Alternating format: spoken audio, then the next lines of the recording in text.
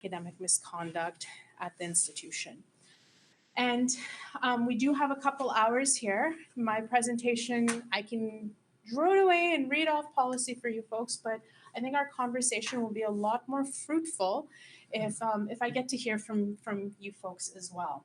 So before we get started, I'm kind of curious what type of folks are in the room. So what disciplines people come from? If anyone online or in person would like to share, that'll hopefully be helpful as we continue. I think I heard paleontology earlier, right? Yeah, he's Space Masters in paleontology, so. Wonderful. So we have somebody from paleontology, anybody from online? I'm seeing physics, very cool. I'm sorry? Social sciences, okay, awesome. Okay, so far we have someone from paleontology, social sciences, physics, earth sciences. Great, this is wonderful. I was hoping for a broad range of disciplines here because when we talk about academic integrity, as much as there are very specific policies at the institutions and expectations for us to follow, sometimes there are discipline-specific rules or traditions or standards that we may need to also follow, and I'd love to hear them from you as we move through this. Okay, let's see if this works. Sorry. Okay.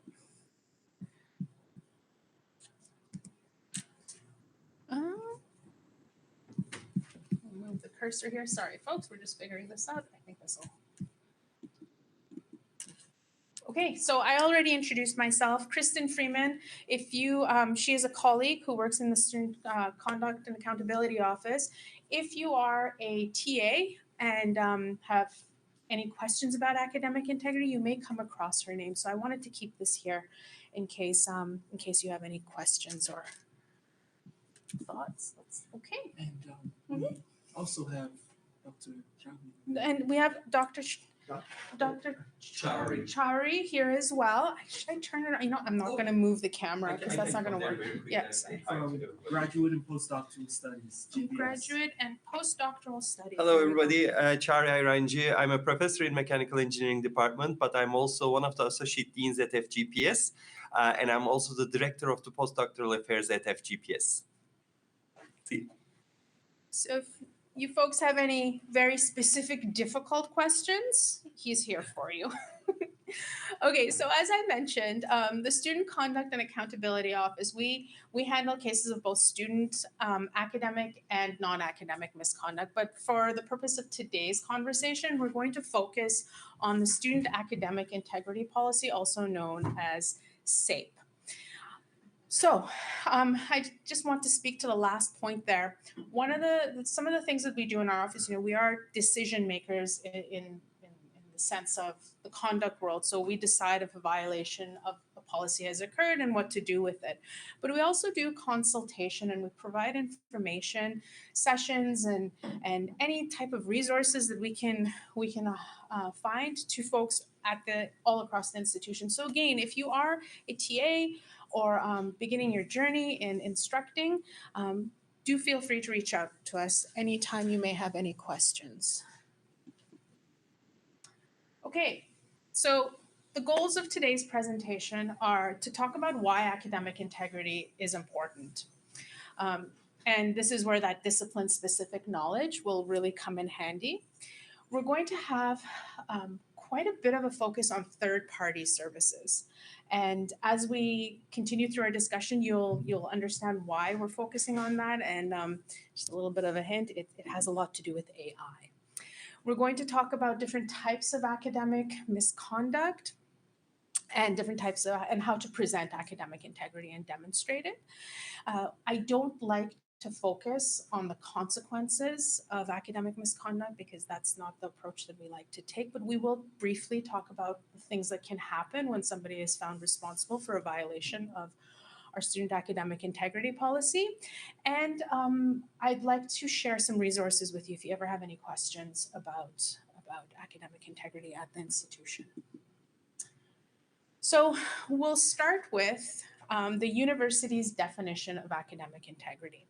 And from the student academic integrity policy, We have the values of integrity, the value and integrity of University of Alberta academic credentials, as well as research and other scholarly and professional activities, rests on academic integrity and the fundamental values of honesty, trust, fairness, respect, responsibility, and courage in every aspect of academic and scholarly activities. So that's a lot. It's quite broad. But before I get into my side of things, I'd really love to hear from anyone, whether in the room or online, what academic integrity actually means to you, and why you may think it's important. If anyone would like to share, I know it's still kind of early in the morning, but I'd really love to hear what folks have. And there's no wrong answers. In the room, you guys are in front of me, so I can kind of pick on you, and there aren't too many. So. I'm just giving some thought to it, just to kind of put my finger on it. I guess it would be kind of like honesty in the work you do. You know, it's not like making sure that you're presenting your work, not somebody else's, in a transparent, clear way. Okay, thank you. Did the folks online, were you able to hear that? Can I get some thumbs up if you were? If not, I will paraphrase it to the best of my abilities while crediting the source. Okay, I don't think, yeah, okay, so folks did hear that. So honesty is a very, very important part of academic integrity, most certainly. Sometimes when I talk to undergraduate students and I ask them, like first year students, why do you think academic integrity is important? They're like, because I don't want to get caught, I don't want to get suspended, I don't want to get in trouble.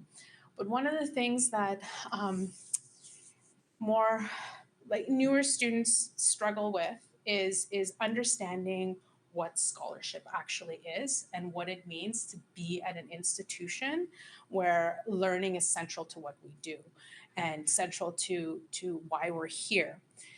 And sometimes how I describe it is if we didn't have folks who came before us who studied things like physics, engineering, paleontology, everything that we know, we wouldn't be where we are, and we wouldn't be advancing knowledge and scholarship in an effective way. For instance, and Chari, please fill in any gaps I have here. We can imagine some of the trouble that we may get into if engineers do not pass on information to one another over the years and over the generations. The trouble that can cause, right? We wouldn't want to be in a building that wasn't structurally secure and safe and comfortable for us. And that is an aspect of academic integrity that sometimes folks forget, because when we're studying, when we're teaching, what we're thinking about is what needs to be done so that we can finish our assignments, meet our learning goals, and to move on. But especially at your level as graduate students, academic integrity means not more, but it takes on a very nuanced definition.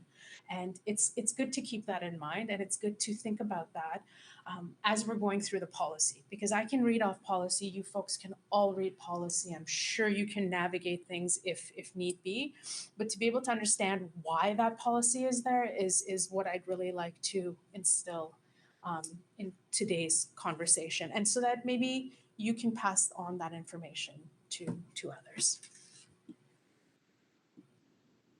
Okay, so specifically, and this is more of a policy perspective, when we look at academic integrity, it comes from Western norms of scholarship. We are in the Western world.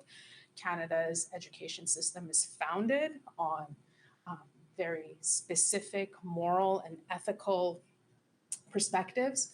And I'm not saying that any of those are wrong in any way, shape, or form, but our concept, our thought about the way that we look at academic integrity at an institution like the University of Alberta is based on those norms. So it's based on the concept of doing your own work, presenting it as your own. If somebody else did something, you have to credit them, and you have to credit them in a way that shows how you came about the thoughts that you are presenting. And that works really well when you look at it from a policy standpoint, right? So when I get a case, if somebody has presented a paper to me and I see that it's missing citations, I think, oh, goodness, missing citations, that's not good. Ultimately, that equates to academic misconduct. But what I'd like to encourage everybody to do as well, especially as you move forward through your studies and perhaps one day teach other students, is to consider what knowledge means from other perspectives and what the mobilization of knowledge means to other groups. I'll give a brief example of something that I encountered when I first started teaching. I was teaching a first year course at a college, and the assignment was for students to present a cover letter. It was a writing course. And when I received all my submissions, I noticed that about 5 or 6 of them were essentially identical except for the students' names. And like I am here, over there, I was the person who focused on academic integrity. And these students, I called them out afterwards because they were all identical, like their assignments were identical. And I got pretty mad at them. I took the moral high ground and stood on my pedestal and I waved my finger and I told them that they were being dishonest and they were damaging the reputation of the institution, and how could they do that? It wasn't my finest moment. Now, my students, all of them were first year students, newcomers to Canada, who had just arrived, some of them just weeks earlier from India. And a lot of them knew each other, a lot of them had come from the same village.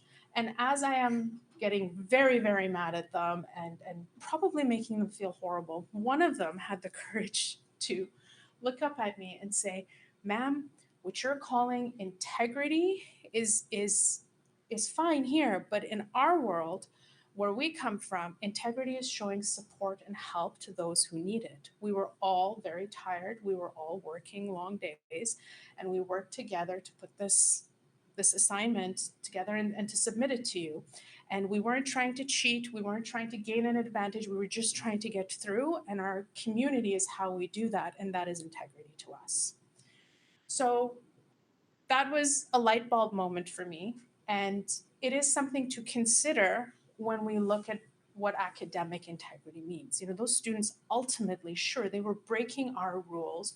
Sure, they were doing something that they should not have been doing, but their intentions were very good. And here I was trying to force this definition of integrity on them that was perhaps not done in a very fair and effective way.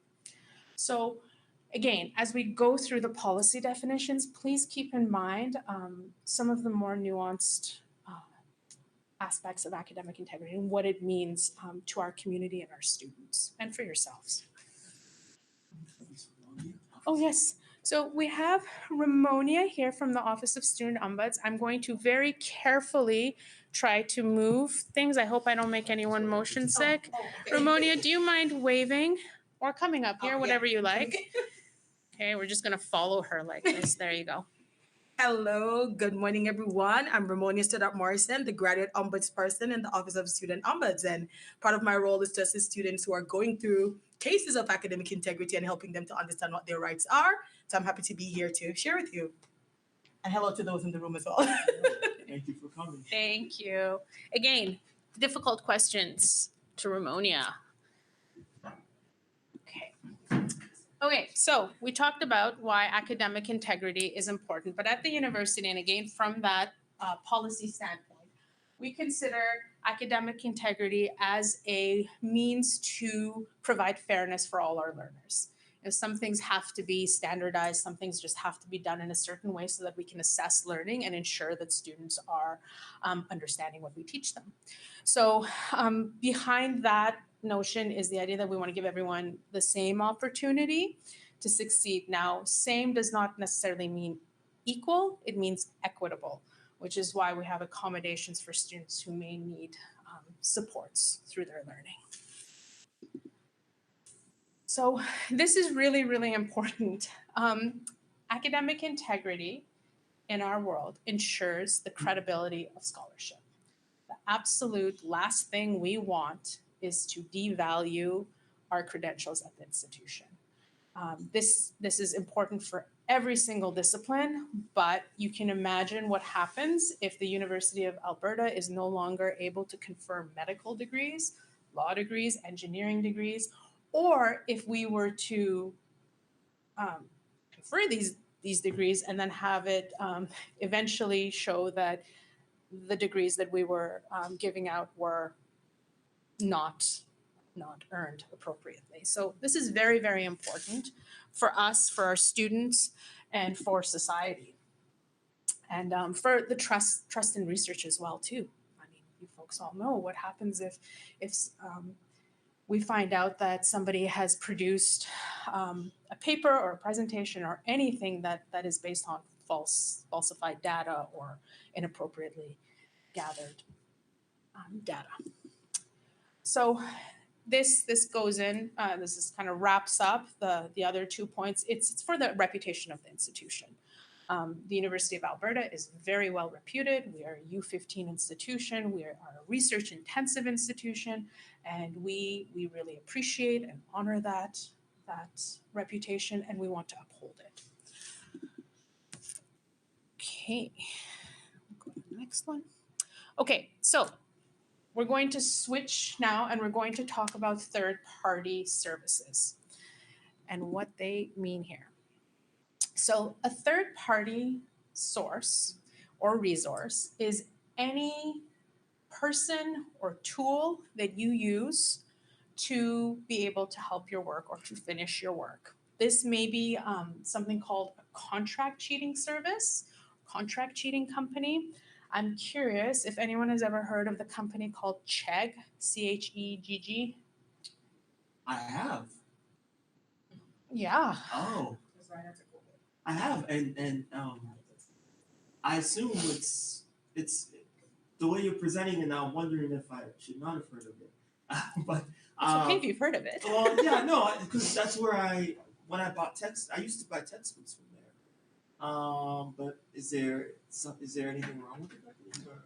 Okay, so contract cheating is a very specific form of academic misconduct that is facilitated by a multi-billion-dollar organization with ties to arms dealers, to all sorts of foreign and domestic terrorism, violence, you name it. Those companies have a lot of ties. I'm not saying that necessarily Chegg does, but there is evidence that companies that provide contract cheating services have some very nefarious connections. So to give you an idea of what a contract cheating company or organization or service is, it is, in the most simple terms, it's an organization or a human, just a person, who says, hey, you're working on a math assignment. Do you want to pass it along and I'll help you with it?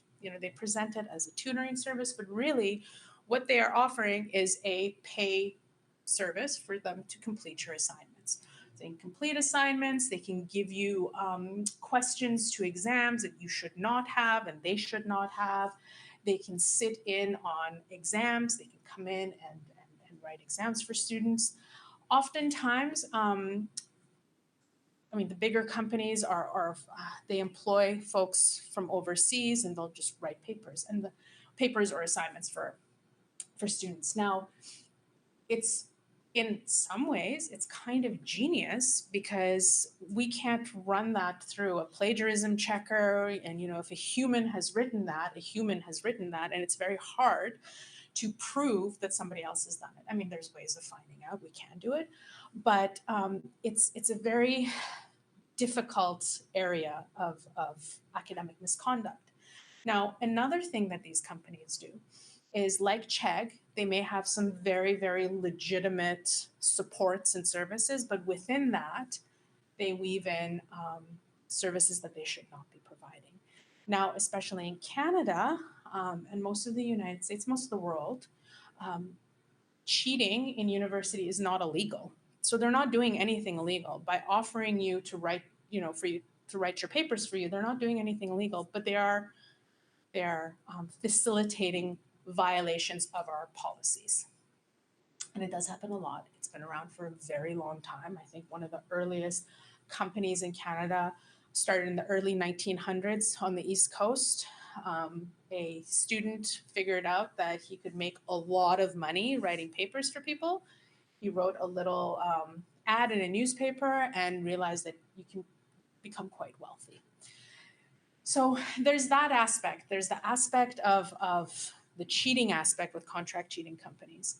But the more frightening part of it, the part that we are more concerned about, is that there are some very, very real, I know of some cases in Edmonton where contract cheating companies actually end up extorting students. At an institution that I used to work at, one of our classes, our Moodle shells, this was around the pandemic, was infiltrated by somebody who worked for one of these contract cheating companies. They somehow got in there and were able to message students. I think what had happened was they were helping a student, and the student gave them their credentials so that they could go into the Moodle shell, and this person found everybody else, wrote some papers for people, got paid, and then once the class was done, this individual went back to the students and said, okay, I have records of all of our emails, all of our text messages, I have records of the original paper, and if you don't continue to pay me, I am going to tell your institution that you did this. And you can imagine the stress and trauma that this caused for the student. It was students in this case. So, it's one thing to protect the integrity and academic integrity, but in no ways do we want our students to be harmed or extorted or blackmailed by anyone ever. So it's very, very important to look at contract cheating as very carefully. If you ever have questions, please reach out. You can reach out to myself. It's ncam, N-C-A-M, at ulberta.ca. You can contact the student, SSE, Student Success and Experience. Sorry, the DOS just got renamed. And we will provide support. I'll happily vet any of these sources for you to let you know if they're safe or not, or provide any guidance. So keep that in mind, okay, folks? Contract cheating is a real thing. It's a very big industry, and it is everywhere. I've seen contract cheating posters here at this institution. We got them down pretty quickly, but they were written in a foreign language. I didn't really know, thanks to Google for translating it to me, and our facilities folks brought them down pretty quick. So they are everywhere. So I'm still wondering about Chegg, because I depended on Chegg a lot during my undergraduate years, and so because what is right now, the Chegg still exists, I'm assuming, and the fact that Chegg is engaged in this, right, is that the advice you would give, would it be to just avoid Chegg altogether, or Avoid Chegg. even if they provide textbooks? Okay, so no, okay, wait. I'm not allowed to endorse any companies or tell you not to go to any companies. What I would say is be cautious. If you're buying a textbook, okay, you're buying a textbook. Or renting or whatever, okay? So I when I say avoid Chegg, I don't mean in that sense. I mean avoid anyone, Chegg, any company that offers to do your assignment for you or offers you course materials or things like that. Because here at the university, our exams, our assignments are the intellectual property of the university. So if there is a math exam, a English exam, anything out there, and somebody is offering it to you, it's probably a violation. So stay away from those. Just don't do it. If you have questions, and we're going to get into this in a moment. Excuse me. We're going to get into this in a moment, but I have some tips for other places that you can go to that are much safer. Okay, I know it's really scary, but it's true. It's It's new information to me, because I've never really attended an academic integrity workshop before, so but a lot of these websites will sell you or rent you textbooks and material, and for a student you're thinking, okay, this is something I need, and I'm not going to put much thought into this, let me just go on this website and it's done. That's the way I at least until now, operated, which was I'm looking for this textbook. Go online. This company has it. I'll rent it. Done like that. I don't think about the reputation of but you're saying it matters. It matters, and it also matters what that relationship is, right? If you're just buying a textbook, you're buying a textbook. You're not buying an exam. You're not buying somebody like services for somebody. I mean, Check also has like a citation like format thing, and I don't think that would be a violation to use something like that. But if you're using Check to get like your exams or essays written for you, then some violations is just best employed. Websites like that in general, but using the website wouldn't in fact make you. And- And we're talking about check.com, right? Yeah. Okay, I was making sure. But also to keep in mind, when you're talking about how you're using, because you're talking about like materials. You know, a textbook is a textbook. Is it a textbook that you would have been able to purchase somewhere else? Is it copyrighted materials? Because you're talking about materials that are coming from an instructor. Is it instructors? If you look at every single course outline, the university calendar says it has to have a statement that says that you're unable to record or use these materials and so on, right? So these are sites that will gather material from different places or from that's not theirs to do. And so you're doing it. We had a case in particular faculty where the students were taking practice questions from these, and that could have been, you're like, this is just normal. I'm practicing for my exam. But those practice questions were the actual exam questions from the instructor that somehow this website got them. How they did, nobody knows, but it was the actual exam from the instructor. Wow. So one of the things I would say in terms of being cautious is speak to an instructor. I found this website. They're offering practice questions for your course. Am I okay to use this? And sometimes the instructor can say, okay, let's just take a look at it, right? And to give you some guidance just to ensure. I always endorse speaking to your instructor if you're finding something or you're taking materials from somewhere else so that they can give you some guidance on it. Because none of those students knew that these practice exams that were practice, right? I'm preparing for my exam. That's no big deal. They were the exact multiple choice questions that the instructor. Yeah, they're very slick. I just want to make sure that everyone here, Ramonia, can I just get a thumbs up or wave or something? Yeah. Oh, okay. So it was a mixed situation. I'm going to try and paraphrase, and then Okay. please, or you can come up and say it, but whatever you like. Ramonia has some wonderful advice, or I'm just recommending that when you're thinking about, using materials or textbooks or stuff from any given site, that you take some time to talk with your instructor to say, I found this website, they have materials for the course or textbooks for the course, but just want to know, if things are, if it's legitimate or if you're okay with us using it. Because I was indicating that I had a case once where the students went to a website and got practice questions, which to everybody would think, oh, that's okay, that's fine. I'm just practicing for my exam. But they were actually the exact questions of the exam, the instructor's exam, and the students were not aware of it. So I would just encourage you to talk with your instructor. Here's where I found some material. Are you okay with us using these third-party materials? Just to make sure that you're safe in that regard. And once the instructor says, yeah, go ahead, or no, I would not suggest it, then you can, move forward based on that. All right? Can I just add on Sure, to that? I'll sure. come there. So I'm talking right now as an engineering prof. In most of the cases in engineering, I'm sure in other faculties too, the professors actually do provide sample exams. And if you ask for these sample exams, they will at least tell you, yeah, I can give that to you. Or no, because of this reason, I don't give that to you. So that's also important. And I'm gonna also look at Nazanin as a question here.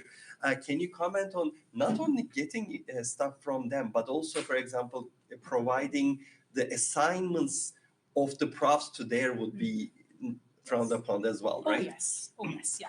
So I think I have a slide on this, but I definitely have links to the policy for you folks.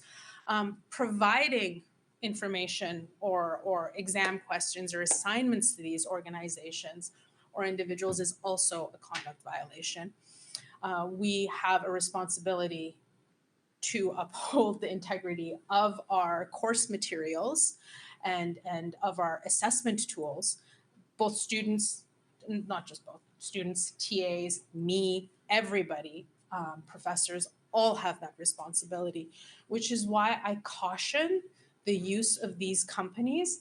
Not because I'm necessarily saying that they're evil or bad or anything like that. It's just you never know when a simple task or a simple thing that you're doing could actually be a violation. So say you're working with a tutor from one of these companies and they say, oh, you know, I have last year's questions. Would you mind passing along this year's just so I have an idea of what you're working on?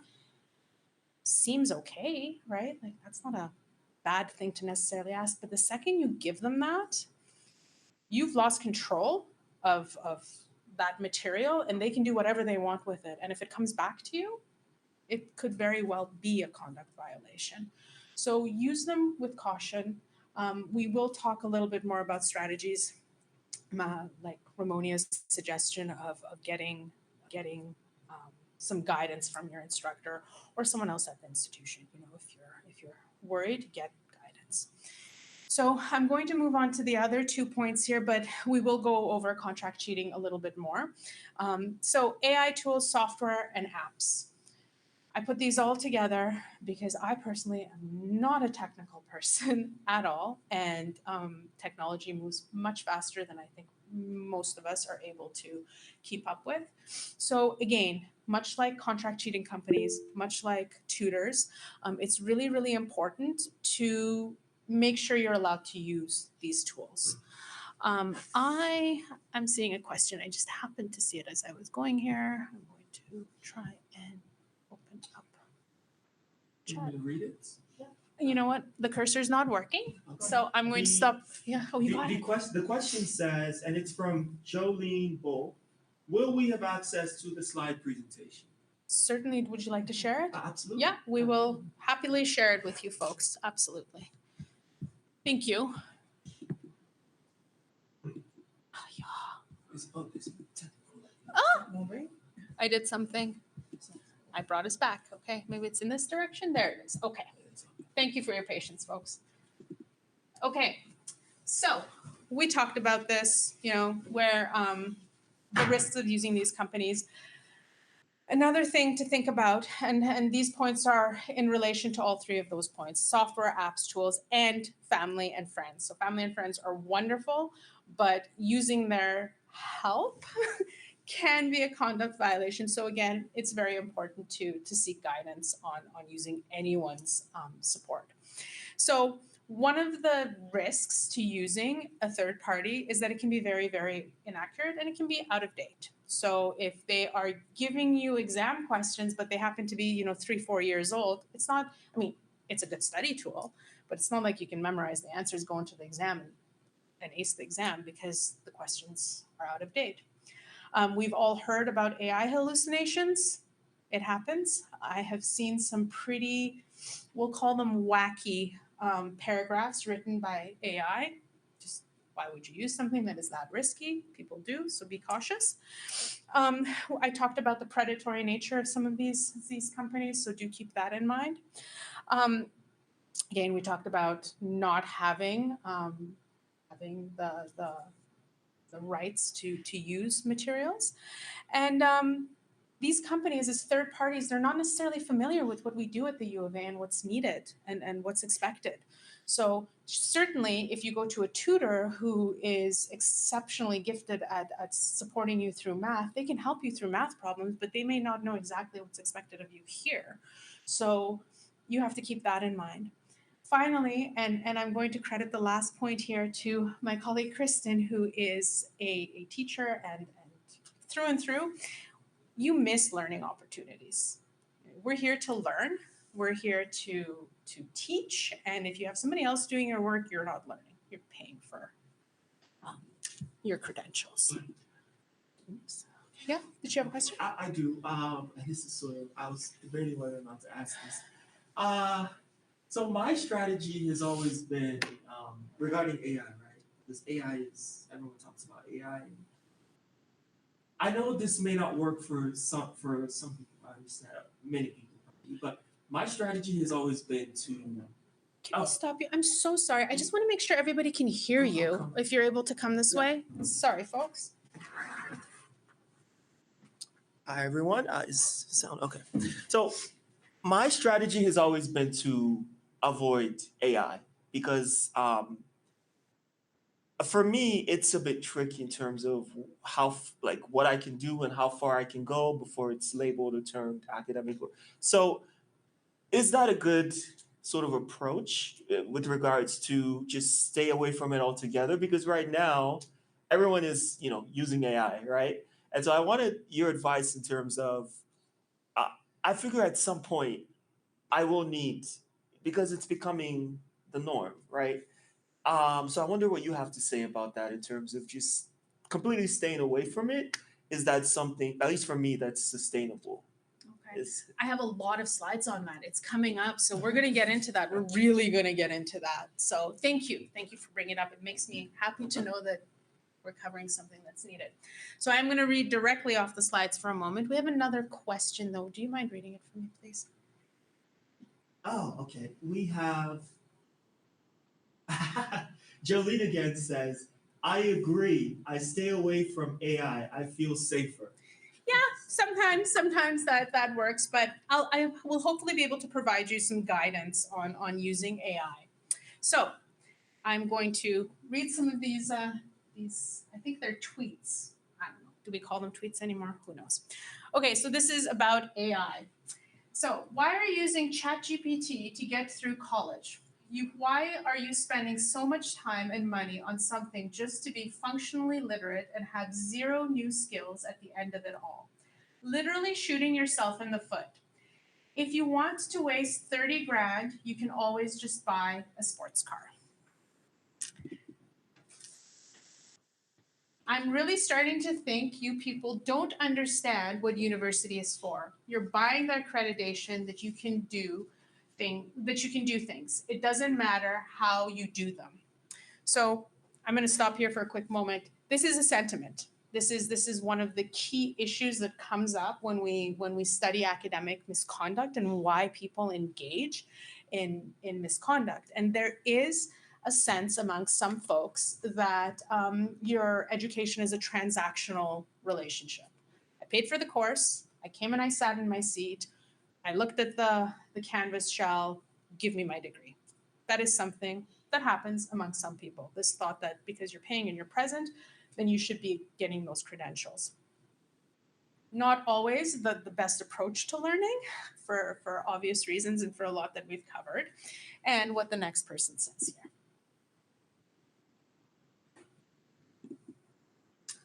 Okay, so the final statement here. I can assure you that how I place an IV catheter, an endotracheal tube, a splint, how I draw blood, induce anesthesia, and calculate meds, and my actual knowledge of drug interactions and species limitations is of paramount importance. And if I had ChatGPT tell me how to do or about those things, I would kill people's pets through my ignorance and incompetence.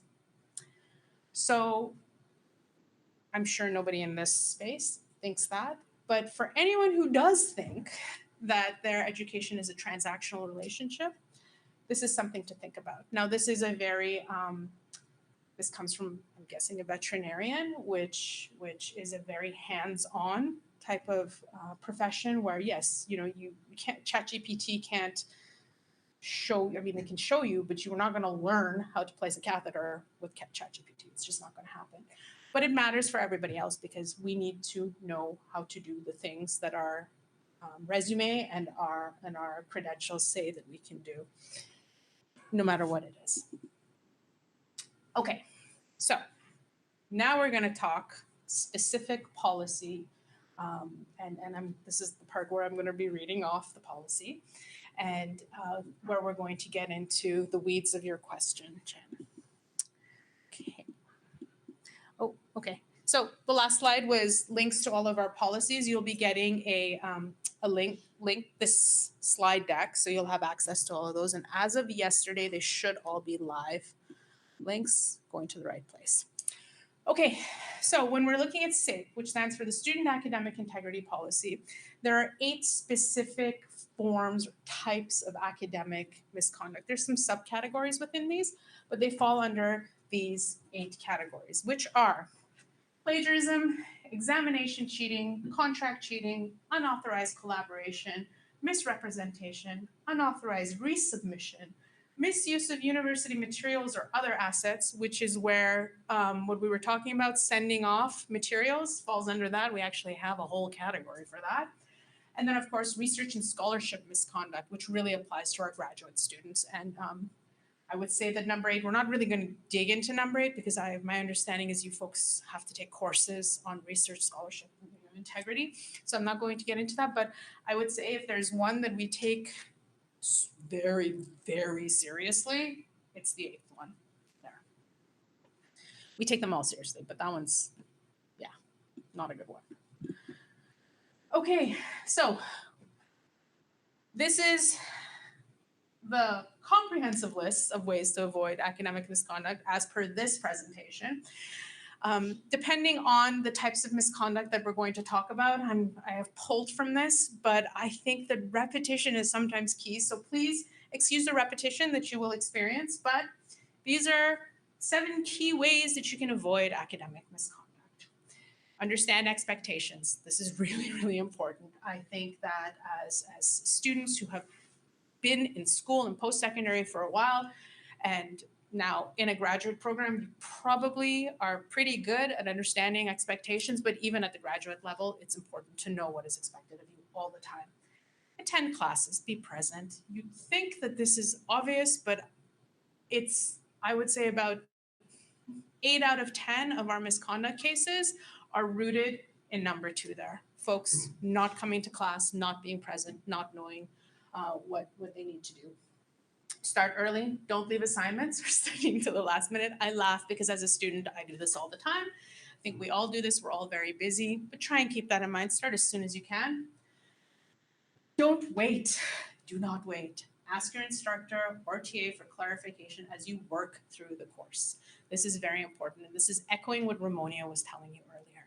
Ask, ask, ask. You're not going to get in trouble. It is not a violation of the student conduct policy or the student academic integrity policy to ask questions and ask for clarifications.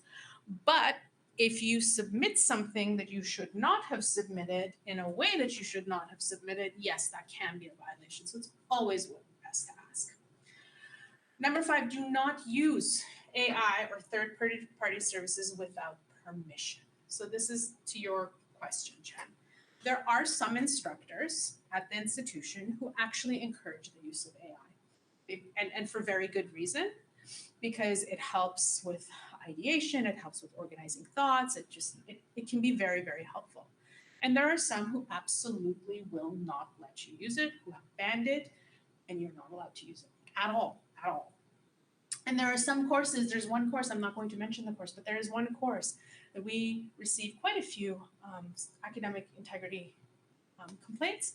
And in that course, students start off being allowed to use AI. It's so that they can form their ideas, and as the course moves on, their use of AI is limited, but sometimes students don't understand and they continue using it, and then it turns into a violation. So it's not just the course, it's not just the instructor, it's each and every assignment. You have to know if you are allowed to use it or not. And again, you have to know before you submit something, because the moment that an assignment is submitted, even if it was submitted in error or you didn't mean to and you switch it right away, once it's submitted, it is yours and it could potentially be examined for a violation. So ask before. And one of the things that I need to add to this is get it in writing.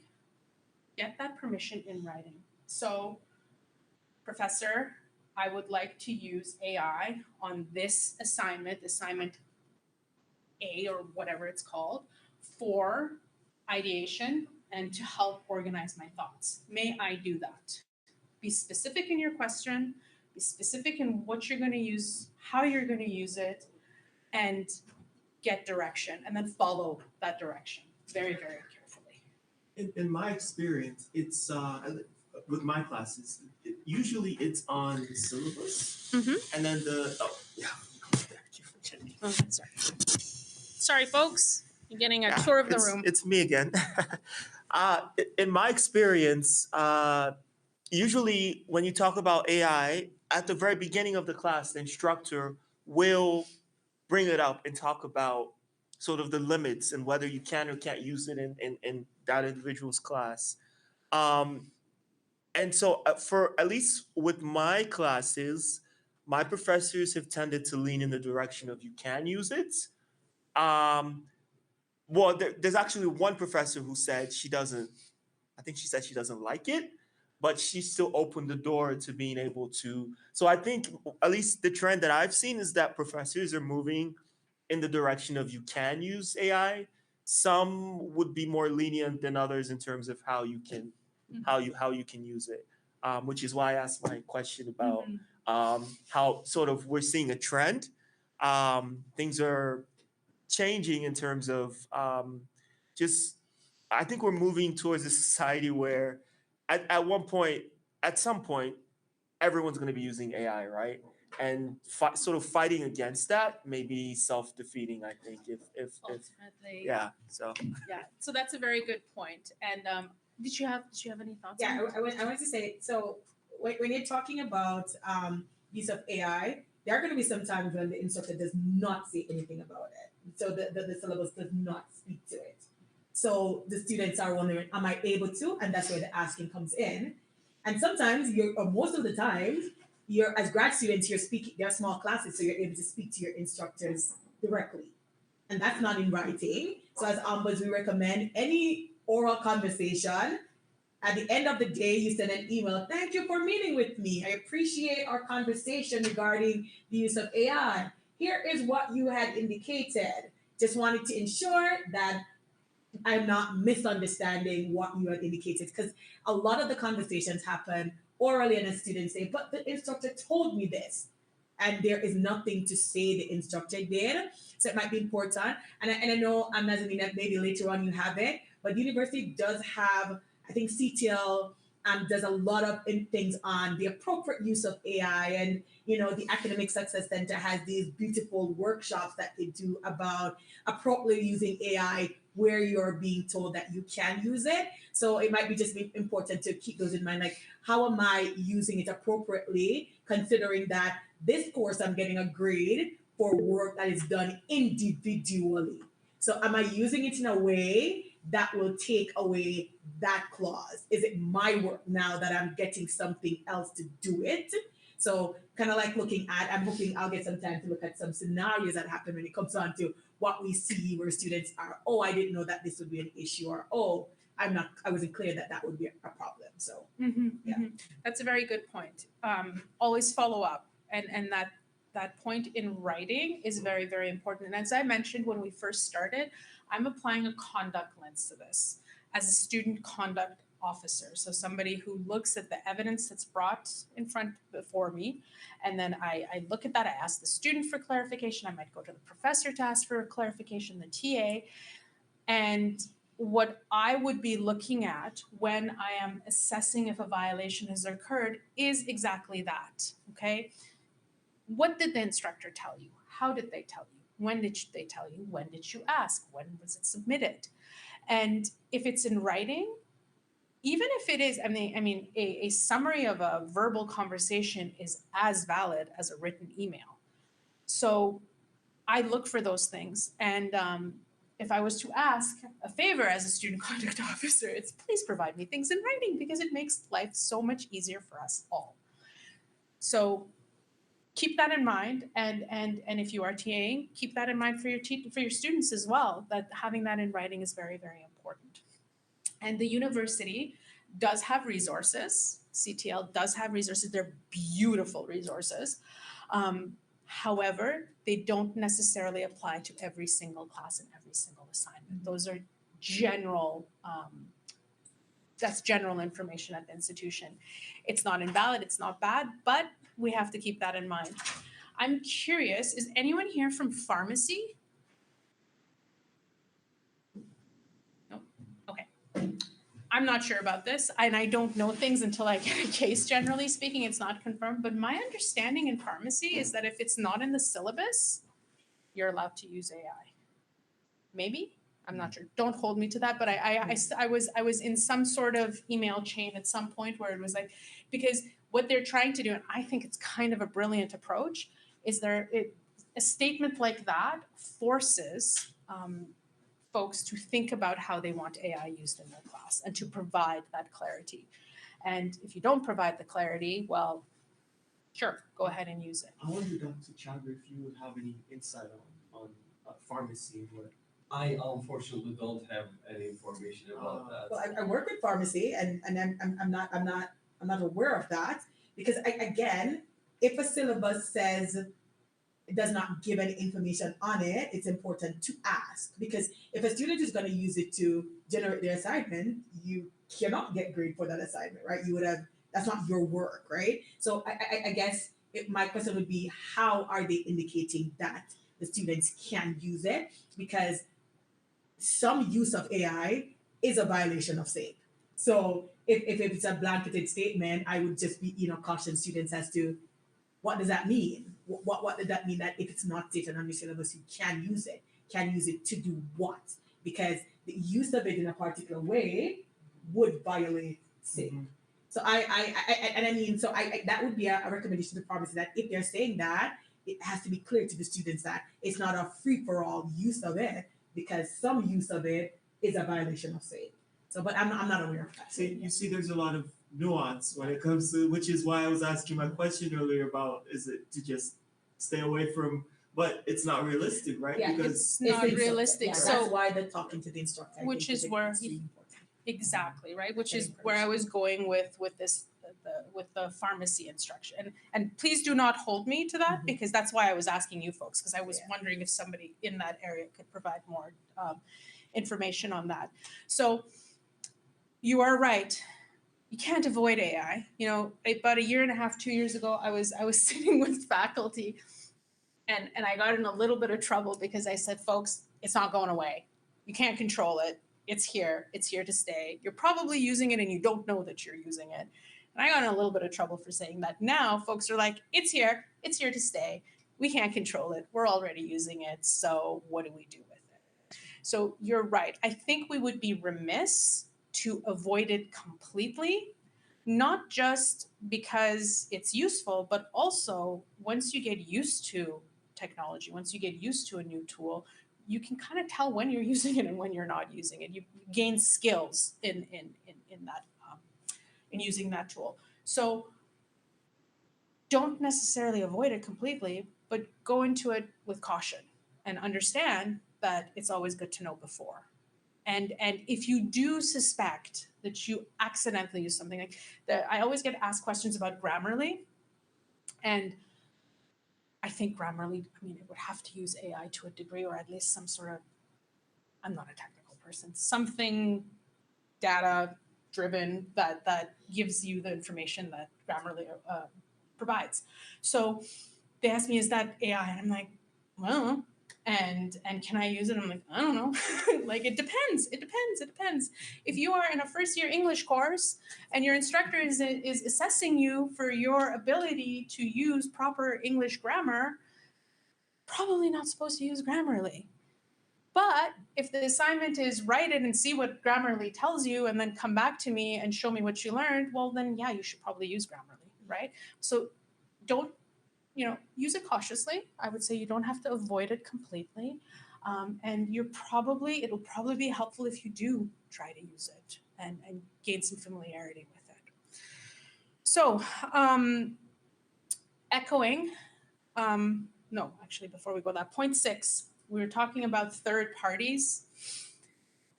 It is much safer for you to use the resources here at the institution. It's all been renamed, but we have writing services, we have tutoring services, we have academic supports of every shape and form. We have accommodations for folks who may need support in different ways, and you're paying for it. It's part of your tuition. You guys are already paying for those supports and they are free and available to you. So there's no need to really go somewhere else. I understand that resources are thin and sometimes there's a wait for these things, which goes back to the start early. But use the resources here, and the more students use resources here, the more those resources will be funded and supported so that students get what they need. I'm sensing a question Yes. and another question, so Yeah. So I'll be quick. I have to come up there, right? So my question is actually, I wonder what you have to say about, because I've dealt with a student case where the student had a disability, right? And that disability made it where the student sort of it wasn't clear to the student sort of what the guidelines were around what they can and cannot do when it comes to like taking an exam and what I can and can't like search during the exam. So essentially, my point is during the exam, the student was accused of misconduct, right? And according to the student, that none of that was intentional because according to the student, the instructor was not clear on the specific guidelines, etc. So it looked like a case of uh, the instructor accusing the proctor accusing the student of actions where it came across as if the student was trying to cheat, but that was not the student's intent. The student was disabled, right? The student had a disability. And so there was a bit of back and forth there. And essentially what happened hurt the student's academic record, had to go through the academic integrity process, etc. So I wonder what you have to say about that, where a student, their intentions are good, but because the student had that disability or had to, the proctor or the instructor ended up reporting the student to academic integrity office, and it turned out that the situation, the student had to get like a, what is it, under report under transcript notation. yes, thank you, transcript notation on there. But having had a conversation with the student, it was clear that they did not, this was not their intention, right? They had good intentions going into this, but there was a bit of friction. So my question is, what do you have to say about a situation where intention versus sort of the way the student came across in terms of their actions during the exam and all of that did not align, right? And so I wonder what you have to say about all of that, because I wish it I was could an unfortunate. apologize to that student. I really, situation. really wish I could go and apologize to them personally. So I've been studying academic integrity for about 7-8 years now, and I've heard I don't know how many cases. I don't even know, probably hundreds. But I can only remember one case where the student was there specifically to gain an advantage unfairly. Like they were there because it was that transactional attitude. I mean, we know it exists, but this was the only time that I had a student sit in front of me in a conduct meeting facing suspension saying, no, I paid for my courses and this is mine and I'm going to do what I want to do to get my credentials. Every single case that I have ever seen has had some sort of underlying wellness or stress issue happening in that student's life. We will talk about this a little bit more. We might skip that slide if we cover it here, but students are not bad people, and academic misconduct is not something that bad people do. It's something that it's a bad thing that good people do. And sometimes as a student, especially if they're a first or second year student, or and there's a lot of research on first generation students of post-secondary education, there's a lot of things you don't know. That student may have not even known that there's accommodation services for them. That student may have not even known truly the nature of their disability and the supports that they needed. They were trying to get through their exam. I'm guessing, I haven't seen the case or anything, but I'm guessing that they were trying to get through the exam to the best of their abilities given the situation that they were in. So first thing I would want to do is apologize to that student, and I want to convey that we are trying to support students who find themselves in circumstances like that. In this case, it sounds like there was an accommodation that was needed and was not provided to the student. Sometimes we have students who are facing exceptional life challenges, really, really difficult situations. And you cannot, in good conscience, sanction a student for something like that. That student does not need a sanction or punishment, as it were. That student needs support. So I am very, very happy that here at the university, my understanding is that we are the only U15. UBC does something similar, but it's not quite as centered around care. We are the only U15 institution that has something called non-disciplinary accountability options. So in a case of a student who is, found themselves in a situation like that, it wouldn't even come to our office. It would stay at the faculty level. And we can talk a little bit about how decisions are made at the institution, but when it comes to making decisions of whether a violation occurred and what to do with it, every single person at the institution who has that authority is obliged to take training that our office has put together so that they can recognize some of these challenges that folks may face. And right? Shari's taken it. So, yeah, no, I will come to that in just a moment. Okay. If I could add something to that, because it's important though that students understand the difference between deciding that there was a violation and determining what happens. Mm-hmm. Because even if it was an error, a violation. So if the student used the search or whatever they did unintentionally, an error occurred, a misconduct occurred. And then so in our role as ombuds, we help students to understand the difference between, if I make a decision that there was a misconduct, then I can, as a decision maker, they can decide, okay, given the circumstance that you're telling me, I'm not going to do that notation. I'm going to do this non-disciplinary. And sometimes I do find that students are not prepared to adequately present their cases. And that's why we're here as ombuds. That's why we help them to prepare to respond to that, right? Because I could see in a situation like this, a student receiving a notation, they can't appeal that decision because Nazarene's office would not see that case because that case is happening at faculty level. So when the faculty decision maker makes that decision, the student now has the right to appeal that decision to say, no, while I understand that, here's my kid, you didn't give me any guidelines. I wasn't even aware that this was something I could not do. And then you're punishing me with this sanction. They can appeal that decision. So sometimes it is the understanding, it's not that because you did not have intention, the violation did not occur. It occurred, but then there are what in ombuds we call it, there are mitigating factors. There are situations that happen where I wasn't aware, I was going through this, all these things are going on, and the decision maker, based on their training, should be taking those things into consideration before they make the decision to the sanction that the student is going to get, right? So just want to be clear that students understand that even though you didn't have the intention, it doesn't mean that a violation did not occur. The violation occurred, but what action can be taken, right? It's going to be dependent on all of those circumstances. And that's what your office is for. Yeah, exactly. Yeah, helping. So we help them even before an appeal. So even before when they're going to meet with the faculty decision maker, we go with them. We are able to attend with them. We hear their case and we help them to prepare to present their case to the decision maker, ensure that there are certain things that the student is able to.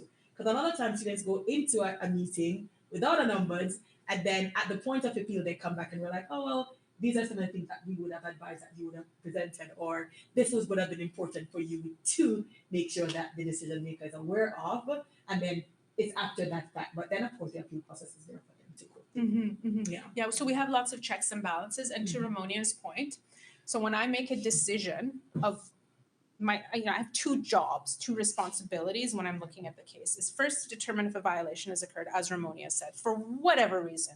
Did something happen or not? So like a non-academic example is, was the window broken or not? If the window was broken, the window was broken, so a violation occurred. But then what do we do with that? So in remaining impartial in my role, when I am given a case, I only look at that case, that specific case, and I determine if a violation has occurred based on the evidence before me and my conversations with the people involved, if a violation has occurred. If I determine that a violation has occurred, I don't move directly onto what to do with that. The first thing that I do is I do what's called a prior record check.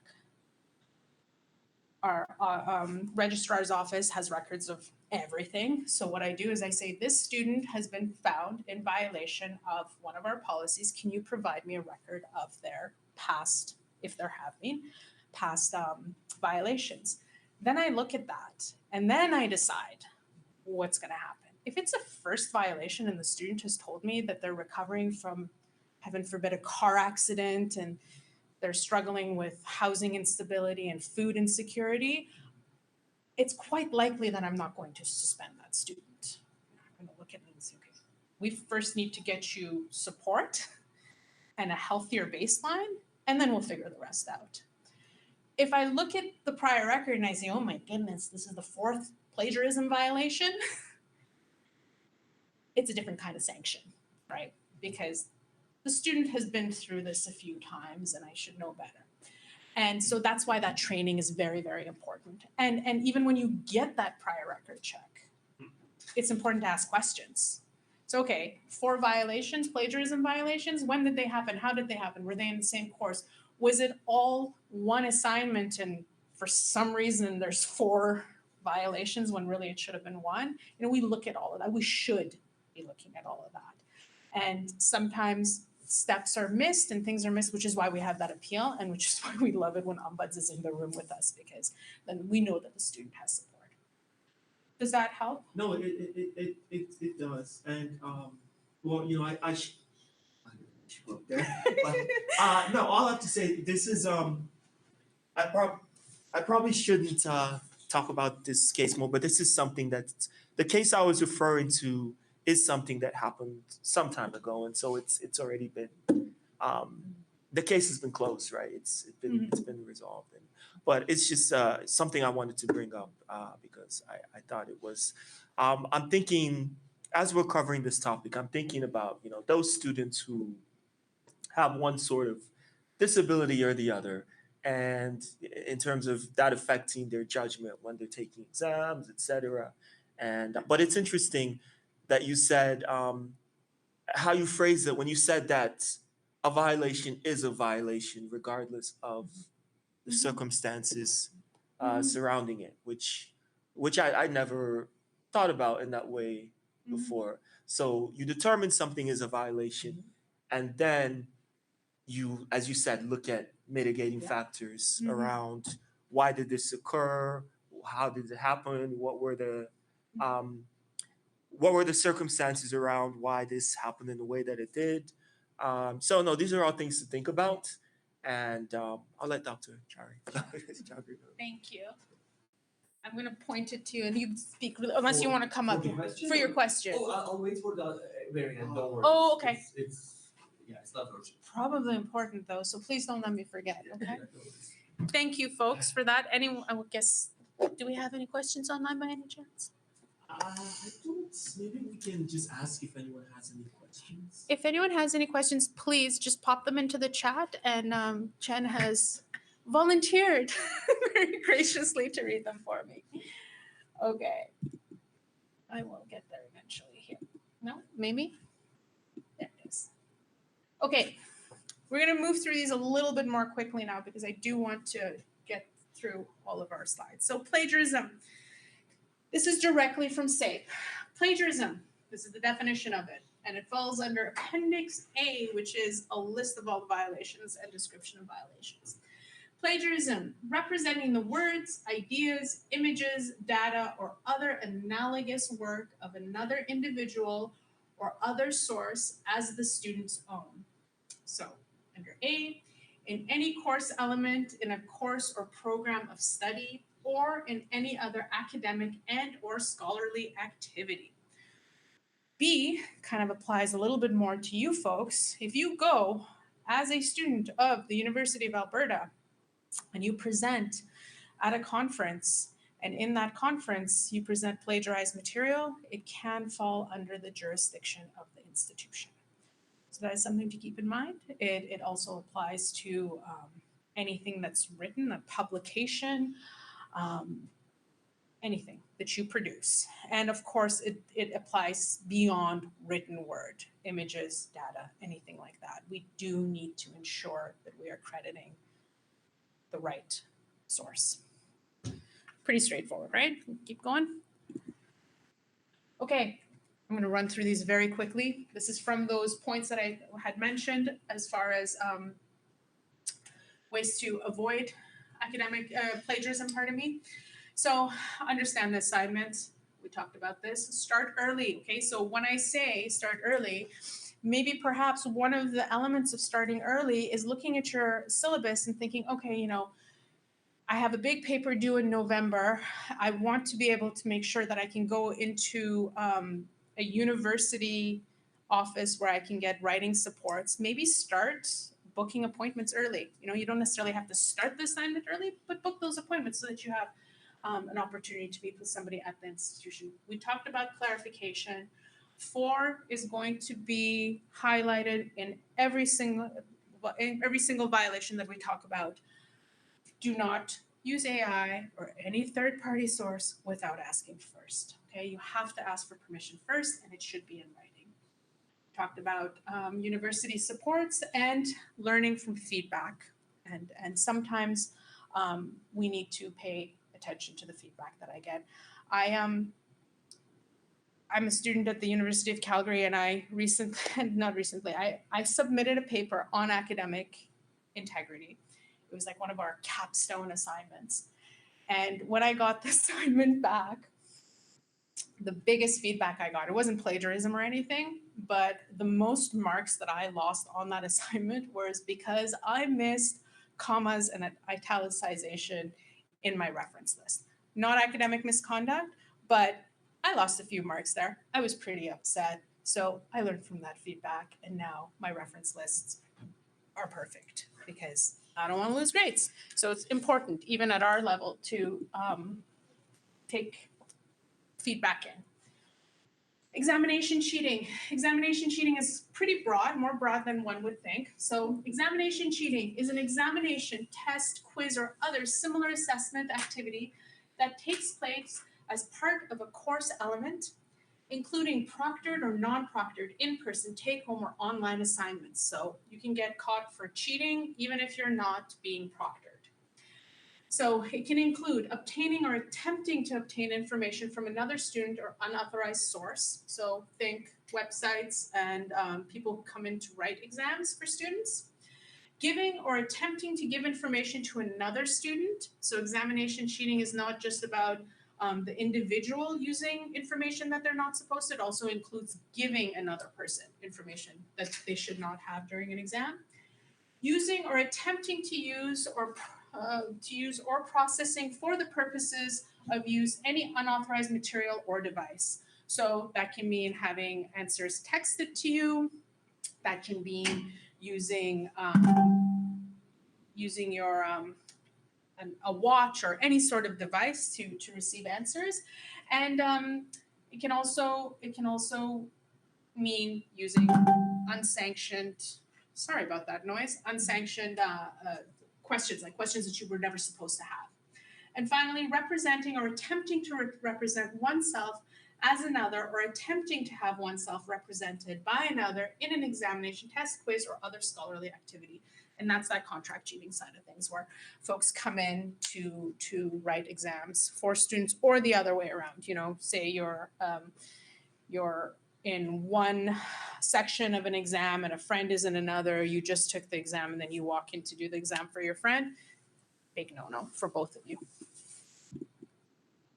Okay, so again, same thoughts, same things with exams. And like with all assignments, attending class, don't wait, ask. Again, do not use those third parties, and find support from within the institution. Can I just add something quickly to that? Sure. Because one of the points under exam cheating is possessing for the purpose of using it too. So cell phones, that students take into exams and or devices, iPad or whatever you call them, and you leave them on. So we have a lot of students who they're leaving them on. They run to the washroom. The cell phone is in their pocket. It connects to some router within the building. It is indicated that the student was on some device in that period of time. So be very cautious when we're talking about possessing. If you're gonna take your cell phone into the exam, turn it off.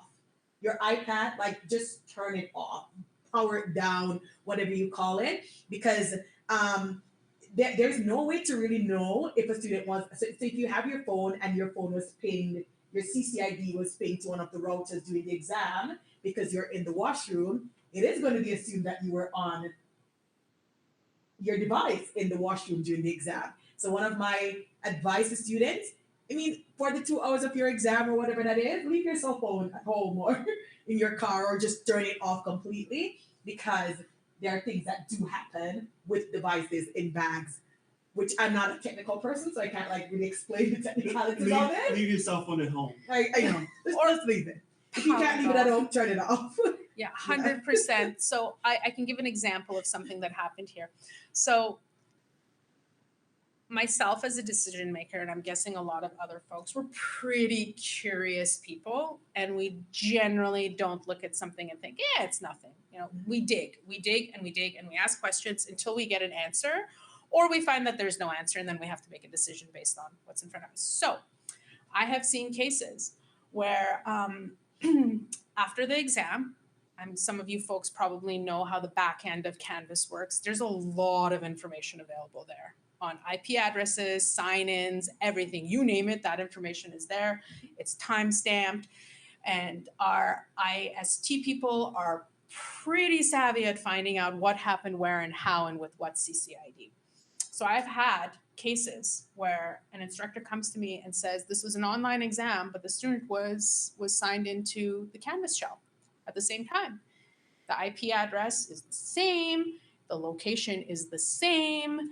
They did remarkably well on this exam compared to their past work. So something like that, I'm not saying it's a violation, but it makes somebody like me really, really curious. So I would be digging into that to find out exactly what happened.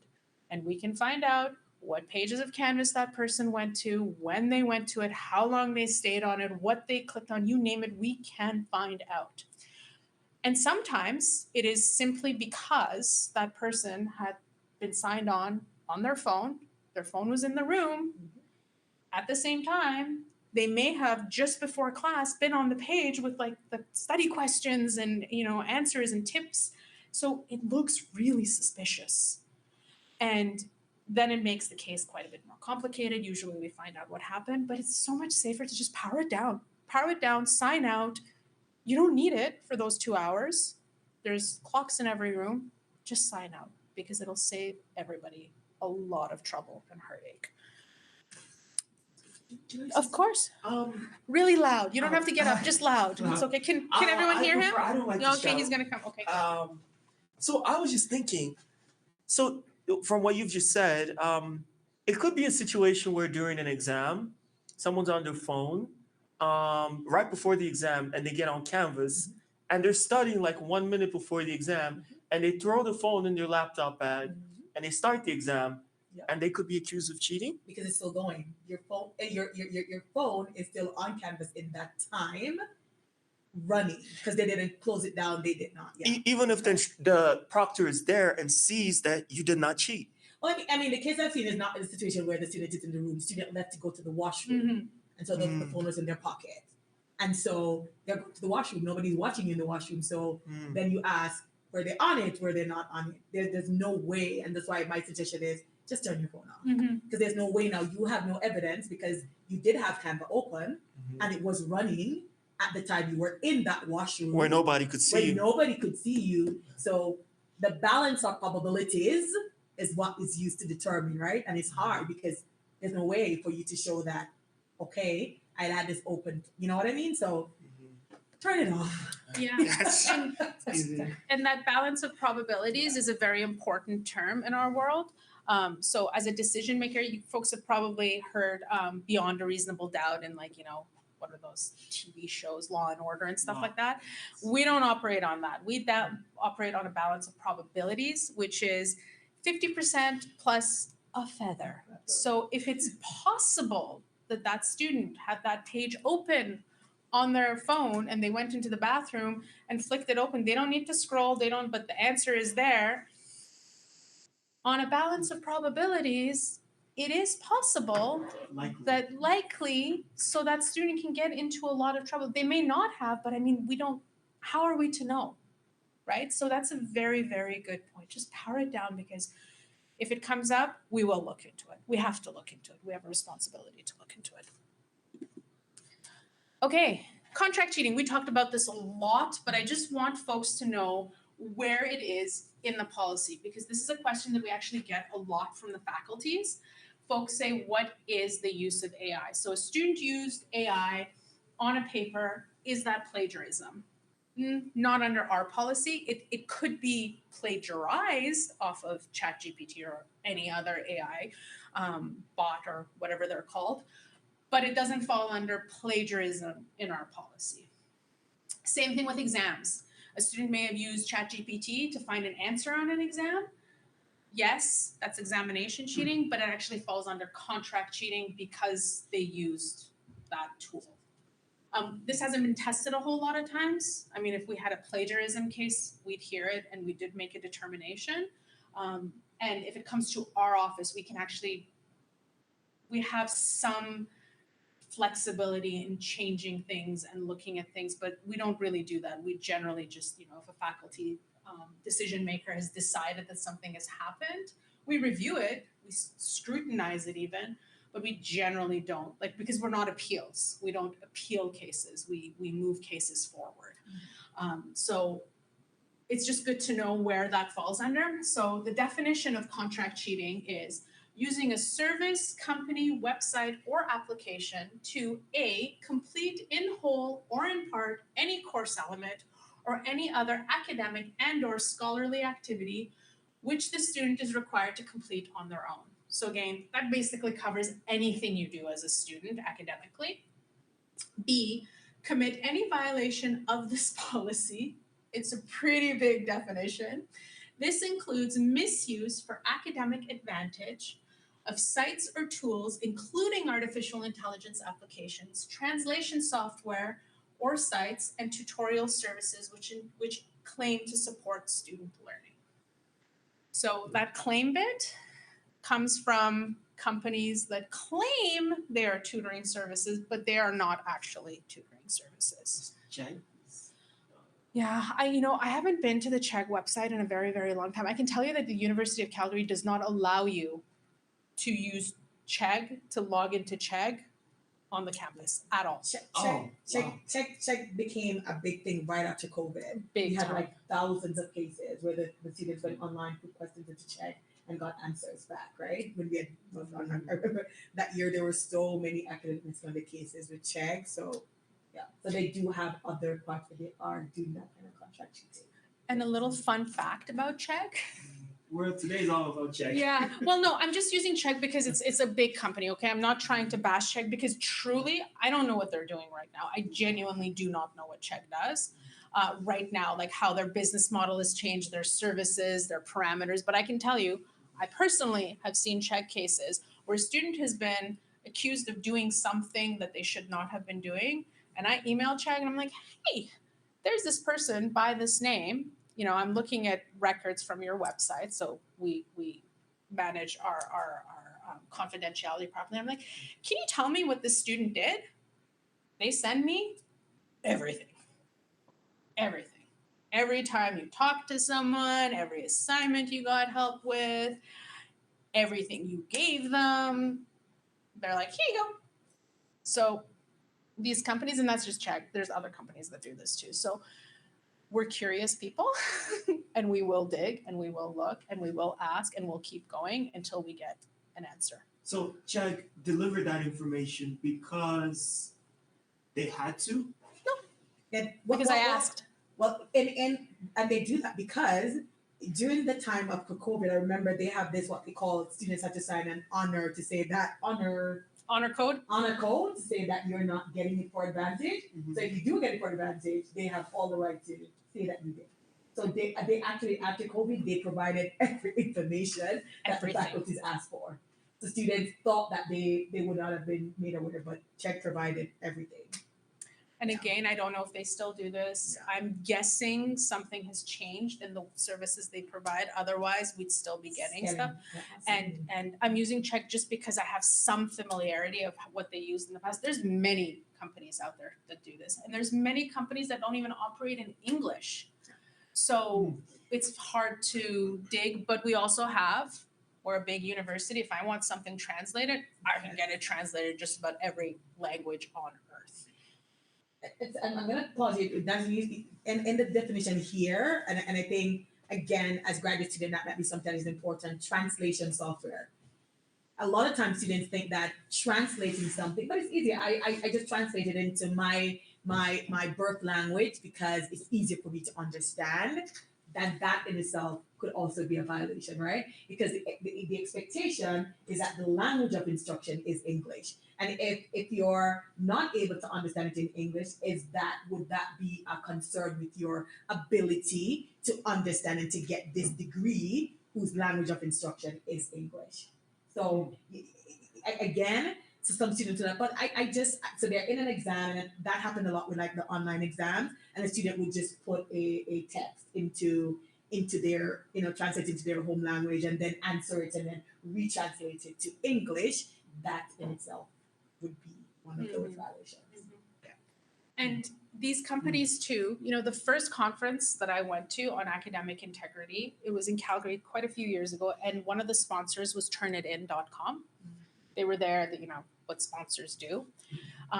Since then, it's been discovered and it's been very well verified that when students were putting in their assignments into Turnitin was keeping it and using that information in very inappropriate ways. So our information, our schoolwork is I very comfortably can say it's sacred in some ways. Like it's our work. It's our blood, sweat, and tears. I have cried over assignments. I don't want somebody else taking it. I don't want to put it into Turnitin and them take my information. So be wary of that. You're working hard. So anything that you put online, we know this about pictures and things like that. Anything you put online, you lose control of, and somebody else could take it, could take parts of it, could misuse it, could misrepresent it. So use these online tools with caution, always, always. And they're inaccurate. I remember when I handed in my final master's assignment, or my university at the time had us hand it in through Turnitin. Of course, I finished my assignment at 11:59 on a Friday, a long weekend Friday, and Turnitin spat it out saying that 16% of it was plagiarized. I guarantee you none of it was plagiarized. I lost 3 days of my life because I thought I'm going to get kicked out of my program. This is my final assignment. I spent 3 years crying over this, and now Turnitin is saying 16% of it is plagiarized. It was horrible. It was one of the worst experiences I've ever had in my learning. So they're not accurate. They're not always right, and we can't rely on them like that. Well, and now that you say that, though, Nazarene, is a good thing to say because we do have some faculties who are using these plagiarized students say, "Oh, the students are flagged because of that." And I know it needs to be something I feel that is a part of training because I know it was with University of Calgary that we did. I'm trying to remember her name from University of Calgary. What's that? Sarah Eaton? Yes, Dr. Eaton. Right. So she did to say these things are so inaccurate that if you base your decision solely on what they say, you are most of the time incorrectly sanctioning your students, right? So but I know that there's a lot of faculties who do rely on them, especially when you have a lot of students, you put them in and you're like, oh, it is flagged for that. But it cannot just be that. There has to be more. So when we go on, if a student says, if I go with a meeting with a student to a decision makers meeting and that's the only thing they say, I am saying something to that. I'm like, is there something else that you have to indicate that this has been plagiarized? Because say you put it into this system and it says yes, it's not enough. The question is, and before I want to make sure, Dr. Cherry, Are you on the way out or?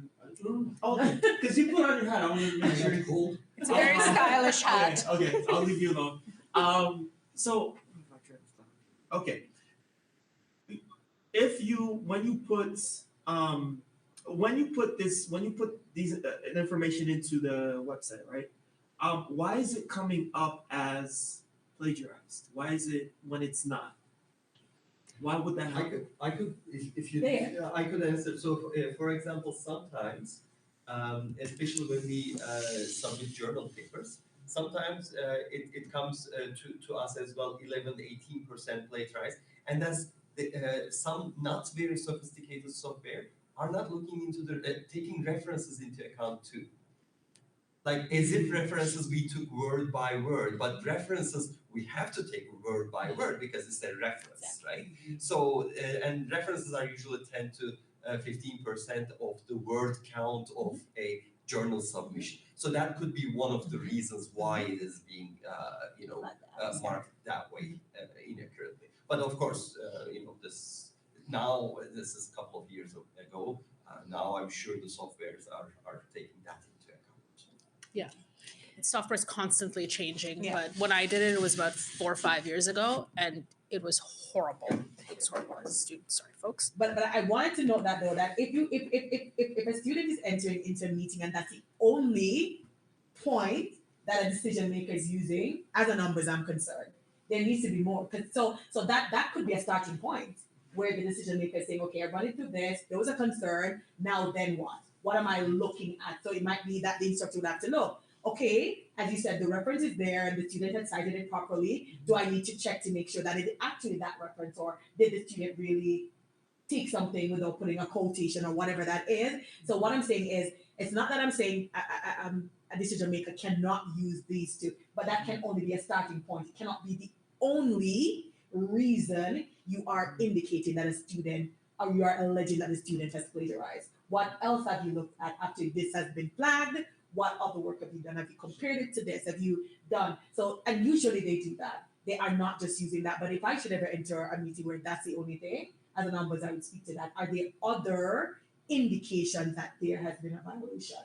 Because those would need to be. It could not just be that it is being put into this software. Because even as sophisticated as they are right now, they are not completely accurate. Because it could be that, oh, the citation that the student uses from a journal that tool does not have access to, or did not check, or it's such a newer article that, say it was an article from a lab that the student is working on, so the student know that article, but it's not yet public in terms of that way, but the student can show that, yeah, here's my article. But then this software has no access to that. So we're like, what is this? There's an issue, right? So it could be so many things. So that could not be the only reason that a decision maker uses to say there has been plagiarism or cheating or whatever. So essentially, the difference between whether someone is accused of plagiarism or not is proper citation. Proper citation and referencing, and that's a technical thing, right? To be able to do that properly. I, as a senior student who was studying academic integrity, made mistakes in my references. It was just a few italics, but I made mistakes. I know how to do APA, but I make mistakes. So how can I expect that a first year student writing their first paper knows how to do that perfectly? It's kind of silly, and it's irresponsible, and it's counter to what we're here for, to sanction somebody for something like that. It is important because a violation still may have occurred, because if you don't put those quotations, God, that's frightening. Those quotation marks in there, then yes, a violation has occurred, but what do we do with it?